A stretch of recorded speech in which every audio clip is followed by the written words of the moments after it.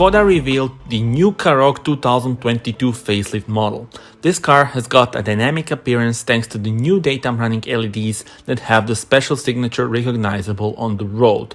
Also, the Matrix LED technology is now available in the top version for the first time.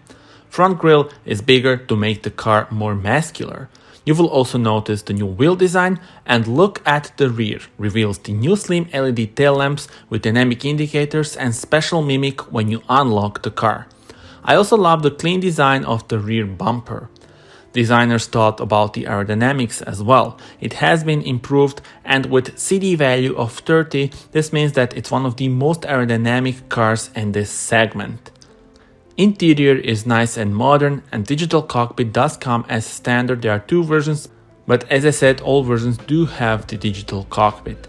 521 liters of boot space is really impressive as well. Speaking about the engines, a variety of petrol and diesel engines are available for the customers, and top of the line version also has a 4x4. Car will be available in spring 2022. Tell me in the comments how do you like it, and subscribe for more.